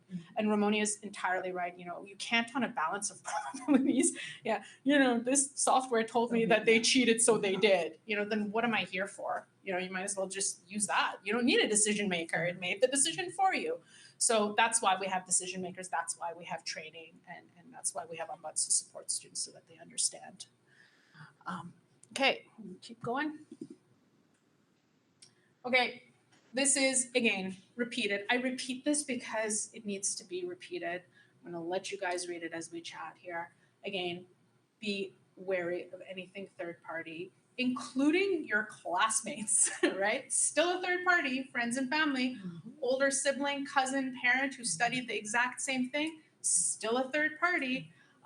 You know, that story that I told you folks about my students, they were all friends. Some of them were family members. Violations still occurred. What I did with it was very inappropriate, but it was still a violation, even though they're friends and family. Okay, so again, repetition here. You need to ask before you use AI. Try not to avoid it. You're not going to gain anything by avoiding it forever. It is here. It's going to be here. And I know that some faculty use it too. So we're using it. We're using it. Get used to it. Accept it. Embrace it. It's kind of like the ocean. You know, you don't just dive in and start swimming. You have to respect the fact that you don't know what it's going to do and how it's going to treat you, and you could get very, very hurt. So respect AI. Can I ask Yeah. now, Nazreen? Of course. Because University of Alberta is partnering with Gemini, Mhm. If the university and the faculty, if every permission is given, does it automatically mean that you're only allowed to use Gemini rather than ChatGPT? Because Gemini is a closed tool that doesn't let the information go out because University of Alberta has an agreement, but ChatGPT could use that all over the world. So does that mean that even if the university gives the permission, it's only giving permission for Gemini? There's no specifics on that. It still falls under the third party contract cheating, and it depends on how you use it, right? So if Gemini is writing a paragraph for you, it doesn't matter if it's Gemini or ChatGPT. If you are putting in a paragraph Yeah. and asking ChatGPT to take a look at it, so long as the instructor says that it's okay to do that, and then use that, then I would have trouble finding a violation there, regardless of the tool. Like it's just it's Okay. how you're using it, why you're using it, and what expectations were placed on you in that use, right? But yes, Gemini, it's kind of nice that we have that. I share your concerns. I'm still afraid of the big digital machine out there, so I have yet to do that. I'm too scared, but it's how we use it. But I would say though, when it comes on to, you know, what any AI or online tool that students are using, I think I go back to very old days when we were getting into the world of IT, where we help students to understand how to verify what you're doing.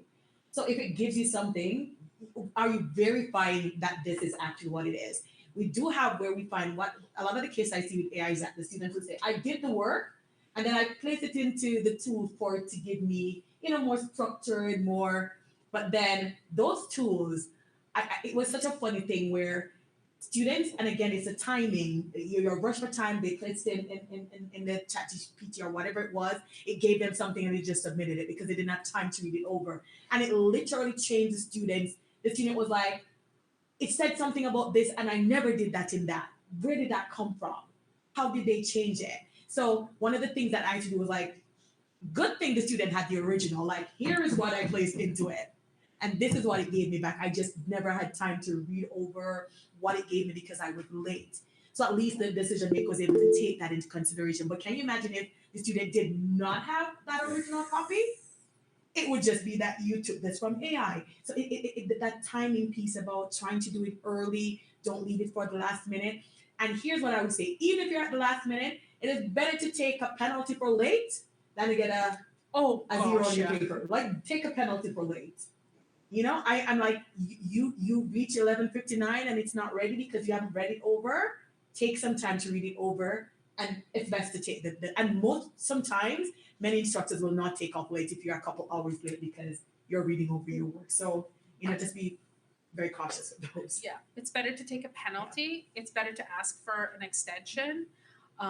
You know, I don't know how it would be done, but I would suspect that if something was happening with a student, even if that assignment is due at midnight and they're emailing the teacher or their instructor at 11:58 and saying, you know what, I'm sorry, I just can't, you know, A, B, and C happened to me. I just can't. I would imagine that the vast majority of faculty would give that student some leniency. And because that student asked, if something extenuating was happening, I don't know the other processes. My area, Grade appeal. specifically in student conduct, what's that? I'll take a student to a grade appeal. Yeah, grade Like, appeal, right this is there. happening, and I need to instruct them again. Yeah. Let's Yeah. help you to. You guys can't see Ramonia's face, but she big smile, big smile. I will take them to grade Yeah. appeal. Let's- right? Because we have a responsibility to care for our students. Yes, If we do. we cannot say, oh, too bad, you told me too late. What does that mean? Like, you know, why are you here? If you're here to punish students because they've had possibly the worst day of their lives and you give them a great deduction. Yeah. Anyways, it's making me angry. I'm gonna stop Okay. talking about that. So there are. It's not when an instructor says turn this in by this deadline, and the student doesn't meet the deadline. Let's say they were an offender bender and they're okay, but and the student says, I couldn't meet the deadline because I was in a minor and I'm fine. The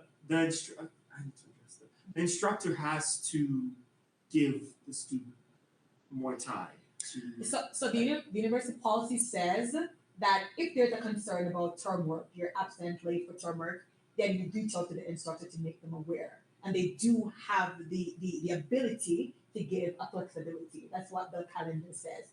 You have some instructors who most instructors will like, yeah, definitely take your time. You may have a situation where the instructor says, no, you know, this needs to come in. Or there is a late policy, so you don't have to worry because the policy says. But even with a late policy, if the student gets into a concern, we could help the student at a greater to say, well, while there's a late policy, I had this situation and I made the instructor aware of it, right? So there are actually processes that you can address some of those things. But yes, an instructor do have the ability. It states, if you look under in the university calendar under absent from term work or lateness for term work, it actually explains what the process that the student can take. And if you're not satisfied or if you disagree with how the instructor handled it, then there are processes like the grade appeal or stuff like that you can address it with. Could I just follow up because Yeah, Chen, it was asked. So this is for very extreme cases, right? The university has the duty to accommodate. I mean, if something happens, however, it's not. Oh, I had 5 submissions that day. I got late. That's why I can't do it. And if that's the case, it falls to the instructor. But if the instructor had specifically at the beginning of the term said no, right? Just because you had too many work, if that's the case. But if you're in an accident, that's a different ballgame, right? So there is different levels of urgency there. It's not, I'm sorry, I started late and I had an exam today and I didn't finish this. No. There's expectations of students within reason, right?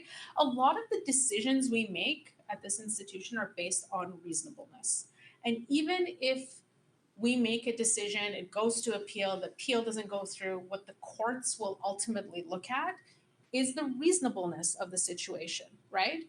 Is it reasonable for a faculty member to say, no, you got into a car accident, the whiplash is setting in, you're having a headache, and you might possibly have a concussion. No, you have to hand that in. It's not very reasonable, right? Crazy. Is it reasonable for them to say, I told you at the beginning of the semester that it's going to be really busy at this point and you got to get your stuff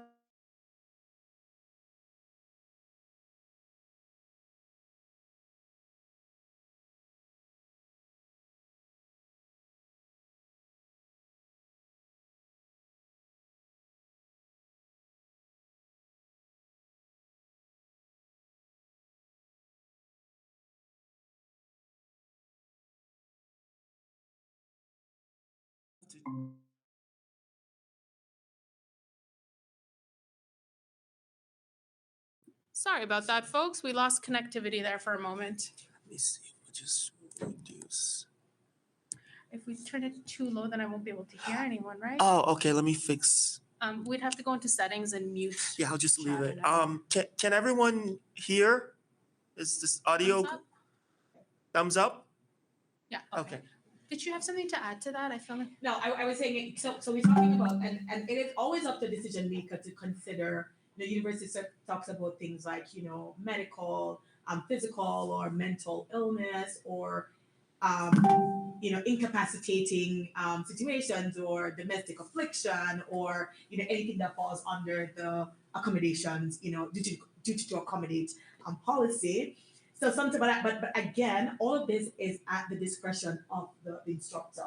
And I find as an ombuds that a lot of work is still needed to help persons understand what that means. Not everybody has the capacity to understand. Because I can think about when I started my PhD here at the U of A, and I'm still trying to be done with, thank you for a great supervisor, I came to to Canada with children. Now I came here didn't know that kids in Jamaica starts to go to school for an entire day from 8 to 3. So when I drop them off at 8:30, I'm picking them up at 3 o'clock. I came here and was told, no, at 5, you only go to school for 3 hours. I had no plan for that. I was TAing. I felt so lost. I'm just like, what? 3 hours? So my traveling back and forth from the U of A to go pick him up, to go do this, to go wait until somebody else comes home, to go, it was awful. That may not be, it's not a mental illness, it's not a physical illness, it's not some person might not see it as a spirit of domestic affliction, but it's a circumstance that could have possibly impacted me. If my husband came, he was a teacher from back home, but he could not teach, so he was working nights. How am I able to do my work and assist the kid? All of that. So when I reach out to an instructor and I say, here is my circumstance, will it be seen as severe enough to be considered? I wasn't hit by a bus. I wasn't in a car accident. How are we understanding these circumstances? So as ombuds, we help students to explain some of those. Like, how do you put that in a way to be understood as to how that would have impacted you? Why at this point? Because the truth is, I sometimes at 11 something when, because of the newness of the situation and understanding that, I think they had more colds and flus here than I ever had when we were back home. And I have to be sticking up with child whose nose is stuffy.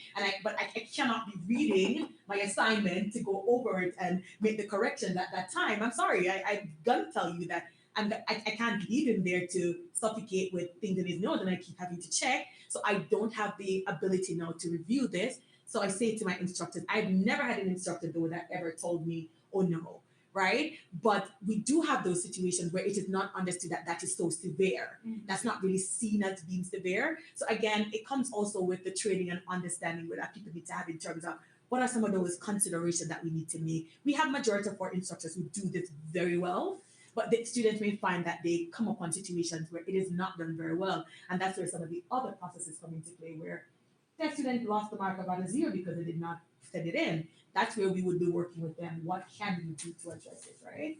So yeah. 100%. Yes, and that's where the reasonableness comes in. Yes. And that's where, when we're talking about the difference between equity and equality, Exactly. right? Yeah. It may not be equal for everyone, Mhm.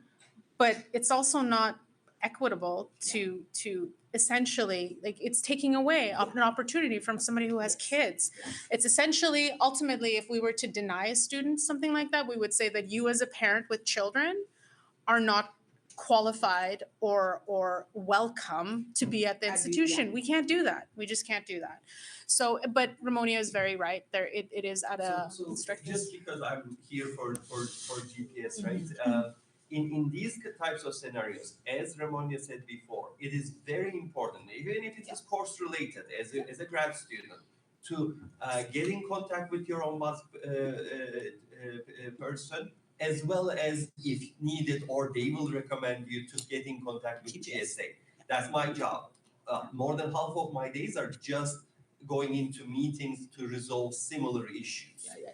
So please don't forget the GPS during that Have time. support. Mhm. Yeah. And we do have, I don't want to forget, Jolie, we do have a comment or a question can I? Sure, of course. I'll try and get the slides back up while you're reading it, if that's okay. I can help you with that. Sure. So Jolene says, if I was signed up for CHEG in the past to help with my citations, will this affect any of my studies? I am a PhD student. I haven't used CHEG for about 3 to 4 years. And then she says, the citation was wrong, by the way, but I ended up cleaning up my reference list. That's from Jolene Bull. So, use check probably shouldn't have. It happened in the past. Is that in a nutshell? Yes. Okay. So I'm sorry, folks. You're gonna have to stare at me for a moment. Do you think you can try and get the slides back up? Thank you. It's not my laptop. Thank you. Let's all wave goodbye. He's leaving. Bye bye. Okay. Hi, Thanks. Dr. Chaudhary. Thank you for joining us. So technically, a violation that occurred in the past can be addressed at any point. What SAPE stipulates is that the SAPE applies to all students from the moment they begin their courses until their very last breath. So ultimately, it is possible to be found responsible for an academic integrity violation well after your degree is done. Now, if you use something like Chegg for your citation list, again, as we're talking about all the nuances, we'd have to look at, I'll get someone. oh, sure, we'd have to, well, we are almost done. It's okay. Yeah, it's okay. Thank you very much, as long as we still have everybody here. So much like Ramonia was saying earlier, we would have to look at the whole entire case. Judging from the little bit that you told me, I don't know, as a decision maker, not having seen everything, I would look at something like that and there was a violation. Yes, there was a violation, but what are we going to do with that at this point, right? If there was, repeated similar accusations and violations, that one incident may become more of an issue. But if somebody made a mistake, especially if they didn't know at this point, I, as a decision maker, would look at that and be like, it's not worth the student's time. It's not worth the institution's time to sanction somebody for something like that to a degree. And I'm not giving a definitive umbrella answer here, but that sounds like a very unintentional type of violation is ultimately what I would say. Anything you would add? Yeah, I would also add to Jolene that unless so a case doesn't come before a decision maker unless an allegation has been made. So now that you're in your PhD, if no allegation has been made where they're going back to say, oh, this also happened in this, there would be nothing that would happen within that PhD. So the only time decision makers are going over is when an allegation comes forward, right? It's not like decision makers are going around like, oh, let's check all the students to see if they had past violations or something happened.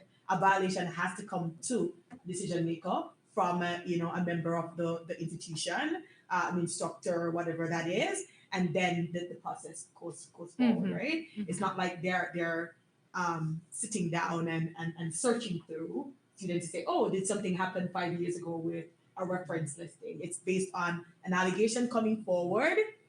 The decision maker is doing their investigation into it. If the instructor says, well, I had this student before and something also happened, is there need for it to be considered, as Nazim said, right? So, Don't worry about past things like that, especially if they were unintentional. And echoing what Ramonia said, decision makers have two responsibilities. It's to determine if a violation was made, and if a violation was made, what to do about it. It is absolutely nowhere in our job description to go out searching for misconduct. That's actually quite the opposite of what we're to do. And we would get in more trouble for that than the student would be for a violation. We in no ways are searching for things. We don't want to get our students in trouble. We just don't. That's not what we want to do here. That's not what we're doing here. What we want is for our students to succeed, and we want our conduct processes to be as fair as possible. Diligent, of course, but fair is ultimately what we're aiming for. Yeah. We're almost done, but I just wanted to make sure if there's any questions or anything. No, questions, that's important. It is important to get to find out if anyone has questions. I also wanted to say that I think a lot of this, and I think I'm right in saying this, it is important because when you're going into these exams, right? Obviously, we don't want a situation where you're accused of something, right? Misconduct or an allegation is made. So my point is, and try to foster with your instructor, with whoever's, try to foster good relationships, right? In your classes, with your instructors, because if if you have a good relationship with your instructor, with your professor, and there is a situation where he or she has to determine whether or not did you intentionally try to cheat, or if you, that may tip the balance in terms of like benefit of the doubt, right? So my point is, in your classes, these relationships with professors, these relationships are important in terms of trust and building. You want a situation where if your proctor says you did or accuses you of doing A, right? And then it makes its way to your instructor. Your instructor looks at the evidence, um, listens to what the proctor has to say, right? But at the same time says, I know this person, and I don't think this is an individual that would engage in this type of. So my point is, building those relationships and fostering those relationships does matter and can tip the balance when an instructor has to make a decision. Am I right? No? Why I'm gonna pause you on that Okay. is in our new policy right now in the SAPE, instructors don't need to do that. Mhm. An instructor can just have an inclination and pass it on. They don't need to because they are not decision makers. So it sounds very weird. And what it is they get an allegation. So the proctor says this happened in the exam. The student was searching on. The instructor can just say, "Mr. Student, this is what the proctor has said." There is actually no requirement for the instructor to even To meet weigh with the in. student or to weigh in on it, right? They're not can, but required. they're not required. Exactly. But what can happen with that relationship? So, okay, so there's a difference between what the policy says and what happens, right? Some instructors do that. Yeah, some instructors do that. We discourage brushing things off because we need to know, not because we want to catch students, not because we want to make sure that, we're pinning things on students. That's absolutely not what we're trying to do. We're trying to maintain a reputation of the student and of the institution.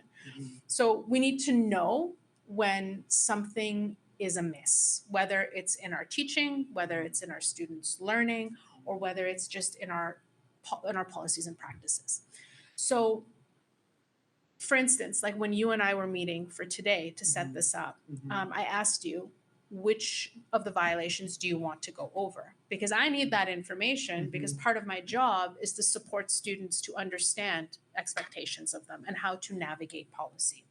So knowing about potential violations allows us to gather that data so that we can help students and so that we can proactively support them so that they don't come into our office for a violation. So that's a very important part of SAPE. Instructors were taken out of the equation for many reasons, and one of them was a workload issue and a training issue, and we didn't want decisions to be made by the instructor who perhaps maybe did not have the appropriate authority, because in Alberta the authority to make decisions is legislated under the Post-Secondary Education Learning Act. I think I'm calling it right. Oh yeah. It's structured and it's something that we have to abide by. So there were many reasons why instructors were taken out of the equation. That doesn't mean that the instructor does not have a voice. So an instructor can come in and say, you know what, I'm suspecting, let's say, that a portion of this paper was plagiarized. However, I know this student. I know that, they struggle with chronic pain. They struggle with mental illness. They've talked to me about food insecurity. A violation may have occurred, but this student needs support. So that instructor's voice matters, right? That becomes part of the record. That becomes part of the record of the case. And if it was to come to our office, I am obliged to look at that and consider it. And if I decide not to consider it, I have to have some really good rationale for saying that this student's, and I apologize, my stress response is laughing. It's not because I think this is funny. I'd have to have some pretty good rationale to say that this student's well-being has nothing to do with the violation, therefore I'm going to suspend them. So that relationship part is important, but an instructor cannot make those decisions. So yes, it's good. It's good to have relationships, and that vulnerability piece is quite difficult to show. I know as grad students, it's kind of hard to say I'm struggling. because the attitude is, well, you shouldn't be here for some people. I'm not saying that that's how it always is. So that vulnerability is hard to vocalize and articulate. So yes, those decisions are those relationships are really important. We are over, but I just want to instill one thing in everybody else who is left here with us today. There are supports for students. If you are ever in a situation where you feel as though your grades have been determined unfairly, or that you are accused of something that you need support for, there's supports for you. Ombuds is here. The SCA is here for you too. We can't serve as ombuds, but if we get something of concern, we will always try to pass it on to somebody who can help. There are wellness supports. There are mental health supports. We have a sexual assault center on campus. We have every kind of support available to students at this institution. And you folks are paying for it, so use it. The supports that you have here in the outside world when you are not a student are actually quite difficult to come by. So it's very, very important that you know that you're supported, that you have rights, and no matter how terrible the allegation may be, no matter how frightening it may be, you don't have to go through it alone. And just please keep that in mind. And the other thing that I will say is we have a whole saying in the student conduct office is that in order to do well, you have to be well. And research on academic misconduct has shown time and time again that the number one, the key factor to academic misconduct, that leads to academic misconduct, is stressors. Those stressors can be something that is perhaps not recognized officially, like having children and struggling with sick, like children who are sick. I have children too. I know that feeling. It can, things with work. It's so many things that you may think that you do not have support for, you actually do have support for, and it's worth asking. And stressors can look like anything, but if you are feeling pressure, ask for support. That's the one thing that I'd like to instill in everybody. And maybe we can turn it around. Ramonia is sitting Right here. Yeah, I'm very happy that you have an opportunity to go through this. Thanks, Nazanin, and thanks to Chen for setting this up. But one of the things I would like to say is sometimes students see ombuds as an office of last resort. So we come when you have been alleged to have done a violation, but we're here just for a question. So if there's something that you're doing, you're using, and you're like, you know what, I need somebody to just kind of like run this by. Is this going to be a concern? I remember a student walking into our office and asking, I gave somebody else my notes. Am I going to be charged with academic misconduct? So we just had a chat. Like, what was that? Was that the note from? Yeah, she's like, oh, it's just a note that I took in the class because I like to write. And she said, oh, I saw that you were writing. Are you okay with giving me your notes? And I gave her my notes. So, and we had a conversation about what that is. So reach out to ombuds if you have a question. If you do find yourself where there's an allegation against you, definitely reach out. Our email address is very easy. It's ombuds@ualberta.ca. When it goes there, then it will be directed to me once you are noting that you're a graduate student, and we're here to support you through it. There's a lot of, as Nazanin said, a lot of resources on campus. Check out the Graduate Writing Center. I know Buva and Jonathan and those who are there are really excellent resources for students. And also check out the Academic Success Center with all their workshops. You don't have to wait until there's an issue. They have the AI workshop. They have workshops on plagiarism, how to cite appropriately. There's a number of graduate writing sessions that they have going on to support you in that. So there are resources and there's help for you. The library, a lot of students are not aware that you do have a subject librarian. So whatever department you're in, you do have a dedicated librarian who is willing and ready to sit with you and to assist you in ensuring that your citations and all of those things are properly put in place. So reach out to those resources. And if you want to reach out because you want to get those specific resources that could assist, don't hesitate to email or call us. I don't remember the number offhand, so let me not say that one. But you can email us at ombuds@ualberta.ca, and we will get back to you within as early as possible. So take care and have a good term, everybody. Yeah, Thank you. any last minute questions? None? Okay.